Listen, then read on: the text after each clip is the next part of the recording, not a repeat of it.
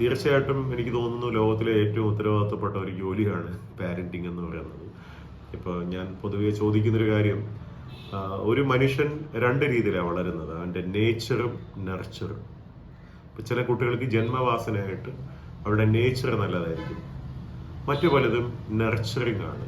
പൊതുവെ വളരെയധികം വായനാശീലമുള്ള, വൃത്തിയുള്ള, നല്ല സംസ്കാരമുള്ള വീട്ടിൽ വളരുന്ന കുട്ടികൾ 80% അങ്ങനെയൊക്കെ ആവാനാണ് സാധ്യത.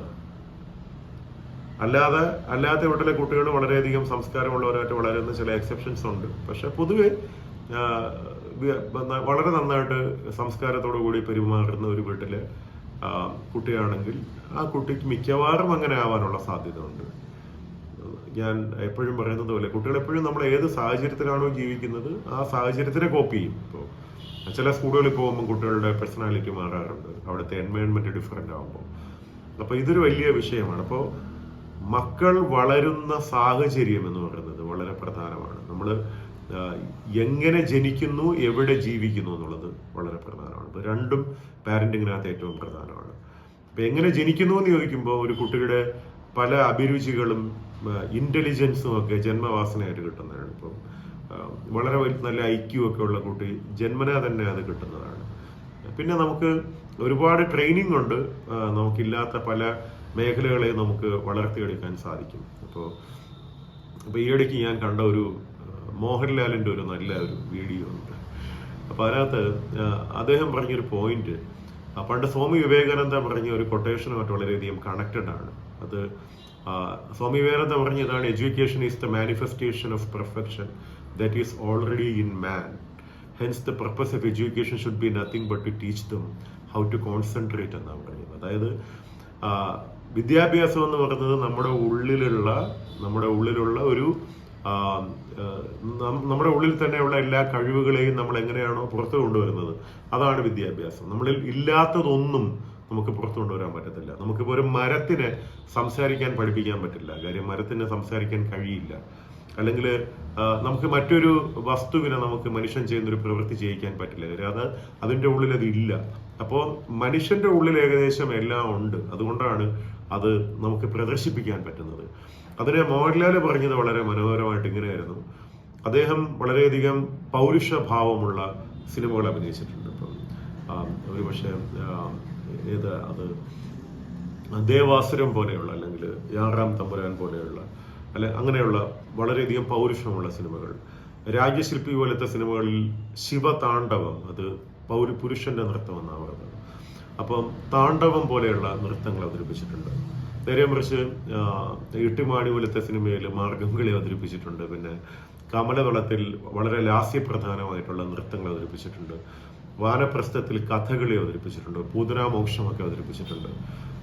പിന്നെ അദ്ദേഹം രോഗിയായും അധ്യാപകനായും മകനായും തമാശക്കാരനായും കാമുകനായും ഗായകനായും എണ്ണിയാലൊടുങ്ങാത്ത തരം വേഷങ്ങൾ അദ്ദേഹം അഭിനയിച്ചിട്ടുണ്ട്. അപ്പോൾ ഇതൊക്കെ എങ്ങനെ സാധിക്കുന്നു, ഇതൊക്കെ പഠിച്ചിട്ടുണ്ടോ എന്ന് ചോദിച്ചാൽ അദ്ദേഹത്തിന്റെ ഉത്തരം ഞാനിതൊന്നും പഠിച്ചിട്ടില്ല. അദ്ദേഹം പറഞ്ഞൊരു വലിയ പോയിന്റ് ഉണ്ട്, ഇതെല്ലാം എന്നിൽ ഉണ്ടായിരുന്നു, എൻ്റെ ഉള്ളിൽ ഒരു സ്ത്രൈണത ഉണ്ടായിരുന്നു, അതുകൊണ്ടാണ് എനിക്ക് ഒരു സ്ത്രൈണത നന്നായിട്ട് അവതരിപ്പിക്കാൻ പറ്റിയത്. എൻ്റെ ഉള്ളിൽ പൗരുഷം ഉണ്ടായിരുന്നു, അതുകൊണ്ടാണ് എനിക്ക് പൗരുഷത്വം നന്നായിട്ട് അവതരിപ്പിക്കാൻ പറ്റിയത്. എൻ്റെ ഉള്ളിൽ സംഗീതം ഉണ്ടായിരുന്നു, അതുകൊണ്ടാണ് എനിക്ക് സംഗീത പ്രധാനമായ വേഷങ്ങൾ നന്നായി അവതരിപ്പിക്കാൻ പറ്റിയത്. എൻ്റെ ഉള്ളിൽ എല്ലാം ഉണ്ടായിരുന്നു, അതുകൊണ്ടാണ് എല്ലാ കഥാപാത്രങ്ങളും എനിക്ക് ആകാൻ പറ്റിയത്. ഒരു വലിയ ലേണിംഗ് ആണത്. മോഹൻലാലിന്റെ ഉള്ളിൽ മാത്രമല്ല ഇതെല്ലാം ഉള്ളത്, നമ്മുടെ എല്ലാ പേരുടെ ഉള്ളിലും ഇതെല്ലാം ഉണ്ട്. നമ്മളതിനെ ഉണർത്തുക എന്നുള്ളതാണ് നമ്മുടെ ഏറ്റവും വലിയ കടമ എന്ന് പറയുന്നത്. അപ്പോൾ ഒരു കുട്ടിയെ അതിൽ അന്തർലീനമായിട്ടുള്ള കഴിവുകളെ കണ്ടെത്താൻ സഹായിക്കുന്ന ഒരു പ്രക്രിയ കൂടിയാണ് വിദ്യാഭ്യാസവും പാരന്റിങ്ങും എല്ലാം പറയുന്നത്. അപ്പൊ അവിടെ പലപ്പോഴും ഞാൻ പാരന്റ്സിനോട് പറയുന്നൊരു കാര്യം, അവർ എന്താകണമെന്ന് നമ്മൾ ഒരിക്കലും പറയേണ്ട ആവശ്യമില്ല, പക്ഷെ അവർ എങ്ങനെയാവണമെന്ന് നമുക്ക് പറയാം. എന്താവണമെന്ന് തീരുമാനിക്കുന്നത് അവരിൽ ഏറ്റവും അധികം പ്രഡോമിനന്റ് ആയിട്ടുള്ള ഒരു അഭിരുചിയായിരിക്കും ഒരുപക്ഷെ അവർക്ക് പ്രദർശിപ്പിക്കാനും അത് പ്രവർത്തിക്കാനും സാധിക്കുന്നത്. അപ്പോൾ ഒരാളിനിപ്പോൾ എല്ലാവർക്കും മികച്ച ഗായകനാകാൻ പറ്റില്ല, പക്ഷെ എല്ലാവർക്കും ഗായകനാകാൻ പറ്റും. പക്ഷെ ചിലർക്ക് മികച്ച ഗായകരാകാൻ പറ്റും. എല്ലാവർക്കും മികച്ച എഞ്ചിനീയേഴ്സ് ആകാൻ പറ്റത്തില്ല, പക്ഷെ വേണമെങ്കിൽ ഒരു ബിടെക് ഗ്രാജുവേറ്റ് ആവാൻ പറ്റും. എല്ലാവർക്കും മികച്ച ഡോക്ടേഴ്സ് ആവാൻ പറ്റത്തില്ല, അതിന് ഒരുപക്ഷെ എല്ലാവർക്കും ഒരു MBBS ഡോക്ടർ ആവാൻ പറ്റും എന്ന് പറയുന്നത് പോലെ ഒരാൾ മികച്ചതാവണമെങ്കിൽ അയാളിൽ ഏറ്റവും അധികം പ്രിഡോമിനന്റ് ആയിട്ടുള്ള, അയാളിൽ ഏറ്റവും അധികം മുഴച്ചു നിൽക്കുന്ന ഒരു കഴിവിനെ നമ്മൾ കണ്ടെത്തി വികസിപ്പിക്കാൻ ശ്രമിക്കണം. അപ്പോൾ പാരന്റിങ്ങിനെ പ്രധാനമായിട്ടും നമ്മൾ 4 രീതിയിലാണ് പറയുന്നത്. ഒന്നാമത്തെ പാരന്റിങ് എന്ന് പറയുന്നത് ഓഥോറിറ്റേറിയൻ പാരന്റ് എന്ന് പറഞ്ഞാൽ മേം ബോൾത്താഹും തും സിന്താഹും എന്നൊക്കെ പറയുന്ന തരത്തിലുള്ള ഒരു പാരന്റിങ് എന്ന് വെച്ചാൽ അങ്ങോട്ട് അടിച്ചേൽപ്പിക്കുന്ന പാരന്റ്സ്, വളരെയധികം ടോക്സിക് ആയിട്ടുള്ള പാരന്റ്സ്. അവര് എല്ലാ കാര്യങ്ങളും ഞാൻ I am the state after me the deluge എന്ന് പറയുമ്പോൾ ഞാനാണ് സ്റ്റേറ്റ്, എനിക്ക് ശേഷം പ്രളയം എന്ന് പറയും പോലെയുള്ള സ്വഭാവമുള്ള ആൾക്കാരാണ്. അങ്ങനെയുള്ള ഒരുപാട് ടോക്സിക് ആയിട്ടുള്ള പാരന്റ്സ് ഉള്ള കുട്ടികളുടെ അവസ്ഥ ഞാൻ കാണാറുണ്ട്. ഈ ഇടയ്ക്ക് വന്ന ഒരു കുട്ടി തീർച്ചയായിട്ടും അച്ഛന്റെ പേര് കേൾക്കുമ്പോൾ പാനിക് അറ്റാക്ക് ഉണ്ടാവുന്ന കുട്ടികൾ വരുന്നുണ്ട്. കാര്യം അത്രത്തോളം ചില ഡോക്ടർ ആവണം, എഞ്ചിനീയർ ആവണം, IAS ആവണം എന്നൊക്കെ പറഞ്ഞിട്ട് വല്ലാതെ കുട്ടികളെ പ്രഷറൈസ് ചെയ്യുന്ന പാരന്റ്സ് ഉണ്ട്. അവർ ഉദ്ദേശിക്കുന്ന കാര്യം മാത്രമേ നേടിയെടുക്കാവൂ എന്ന് ചിന്തിക്കുന്ന പാരന്റ്. ആ വീടെന്ന് പറയുന്നത് ഒരു നരകമാവാനാണ് സാധ്യത. കാര്യം ഒന്നാമത് ഇദ്ദേഹത്തിന്റെ കുഞ്ഞാവുമ്പോൾ തീർച്ചയായിട്ടും കുഞ്ഞും കുറച്ച് കഴിയുമ്പോൾ ഇദ്ദേഹത്തിന്റെ അതേ സ്വഭാവം കാണിക്കും. അപ്പൊ തിരിച്ചു പറയും.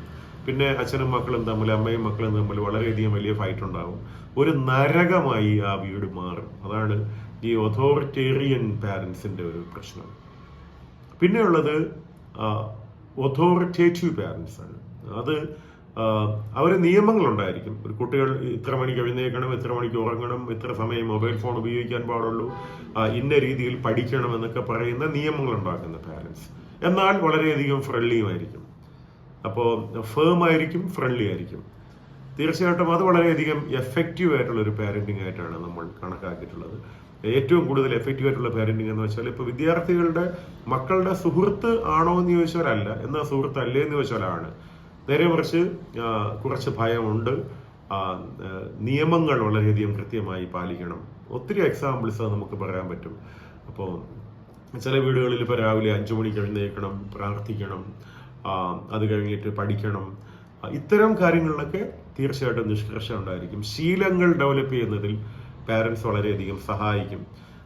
അപ്പൊ അത് ചെയ്യാൻ കഴിയുമെങ്കിൽ നല്ലതാണ്. പല വീട്ടിലും നമുക്ക് അങ്ങനെയൊക്കെ ചെയ്യണമെന്ന് ആഗ്രഹം ഉണ്ടെങ്കിലും പിള്ളേരത് ചെയ്യണമെന്ന് യാതൊരു നിർബന്ധവുമില്ല. അപ്പോൾ ചില വീടുകളിൽ ഇതൊക്കെ നമുക്ക് ഈസി ആയിട്ട് ചെയ്യാൻ പറ്റും. കുട്ടിയോട് ഒരു തവണ പറഞ്ഞാൽ തന്നെ അനുസരിക്കും. അത് ഒരു 20% കുട്ടികൾ മാത്രമേ അങ്ങനെ ഉണ്ടാകത്തുള്ളൂ. ബാക്കി 80%നെയും പാരന്റ്സിന് ഒരു പെയിൻ തന്നെ ആയിരിക്കും. കാര്യം എത്ര തവണ പറഞ്ഞാലും കേൾക്കാത്ത, എന്തുമാത്രം നാക്കിട്ട് പറയുന്നില്ല, നമ്മൾ നാവിലെ വെള്ളം വായിലെ വെള്ളം പോയാലും കേൾക്കാത്ത ഒരുപാട് കുട്ടികളുണ്ട്. അപ്പം അങ്ങനെയുള്ള കുട്ടികളെ നമുക്ക് തീർച്ചയായിട്ടും പാരന്റ്സിന് പെയിനാണ്. ഇനി വളരെ വലിയ സ്വഭാവ ദൂഷ്യമുള്ള, എത്ര പറഞ്ഞാലും മനസ്സിലാവാത്ത കുട്ടികളെ ഒരുപക്ഷെ സൈക്യാട്രിസ്റ്റിന്റെയോ സൈക്കോളജിസ്റ്റിന്റെയോ ഒക്കെ സഹായം തേടി വരുന്ന വീടുകളുണ്ട്, വേണ്ടി വരുന്ന വീടുകളുണ്ട്. ഇനി ഒരു സൈക്യാട്രിസ്റ്റിന്റെ അടുത്ത് വിളിച്ചാൽ പോലും വരാത്ത രീതിയിലുള്ള അപകടകരമായിട്ടുള്ള പോകുന്ന വീടുകളുണ്ട്.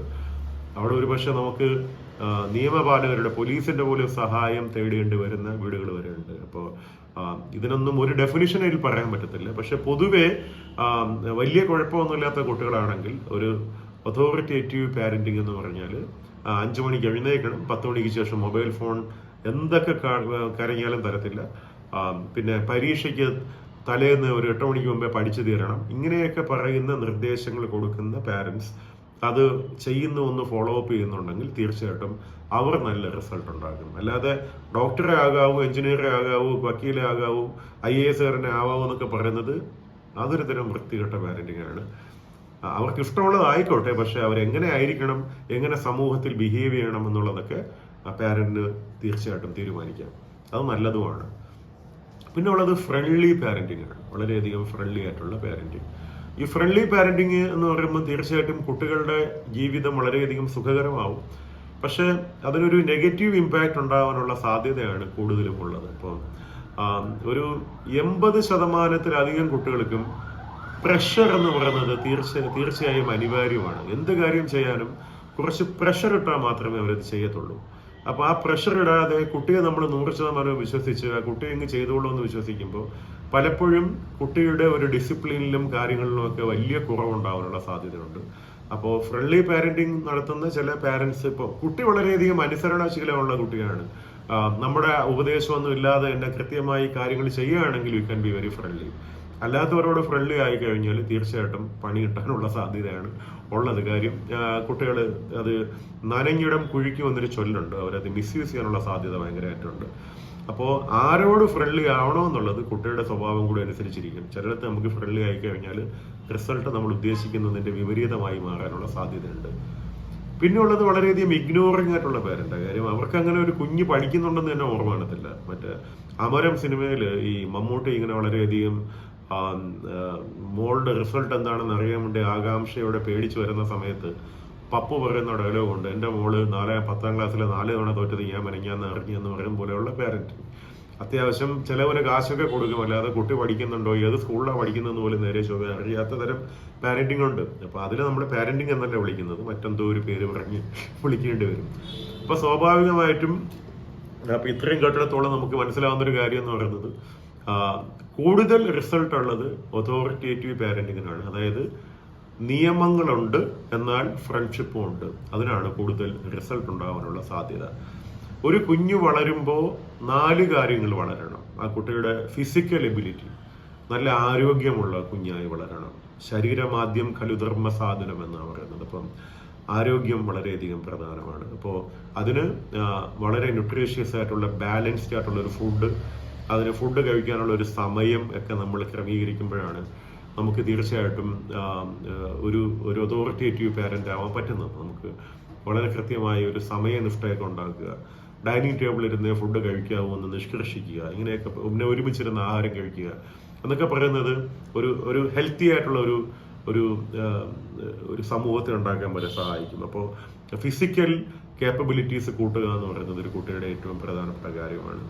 രണ്ടാമത്തേത് ഇമോഷണൽ കേപ്പബിലിറ്റീസ് കൂട്ടുക എന്ന് വെച്ചാൽ അനാവശ്യമായ ദേഷ്യം, ഡിപ്രഷൻ, ദുഃഖം ഇതൊന്നും ഇല്ലാതെ കുട്ടികളെ കൃത്യമായി പറഞ്ഞ് എനിക്ക് തോന്നിയിട്ടുള്ളത് ഏതു മതമായാലും അവരുടെ സ്പിരിച്വൽ പ്രാക്ടീസസ് ഒക്കെ കൃത്യമായി ചെയ്യുന്ന കുട്ടികൾക്ക് കൂടുതൽ ആരോഗ്യവും ഒരു മാനസികാരോഗ്യവും ശാരീരികമായിട്ടുള്ള ആരോഗ്യവും ഒക്കെ ഉണ്ടാകുമെന്നാണ് പൊതുവെ കാണുന്നത്. അപ്പം എന്ന് വെച്ചിട്ട് ഇപ്പം നിരീശ്വരവാദികൾക്ക് അതില്ല എന്നല്ല പറയണത്, അവർക്കും തീർച്ചയായിട്ടും ഡിസിപ്ലിൻ ഉണ്ടെങ്കിൽ എല്ലാം ഉണ്ടാവും.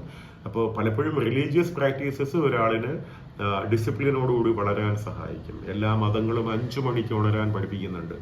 5 മണിക്ക് സുബഹ നിസ്കാരത്തിന് ഉണരുന്ന മുസ്ലിങ്ങളും, 5 മണിക്ക് ആദ്യ കുർബാന കൂടാൻ പള്ളിയിൽ പോകുന്നവരും, 5 മണിക്ക് കൗസല്യ സുപ്രജ രാമപൂർവ എന്ന് ഗാനം കേട്ട് ഉണരുന്ന ഹിന്ദുക്കളുമൊക്കെ അത് ഈ ഒരു ചിട്ടയായി ജീവിതത്തിന് വേണ്ടിയിട്ട് ഉണ്ടാക്കി വെച്ചിരിക്കുന്ന ചില കാര്യങ്ങളാണ്.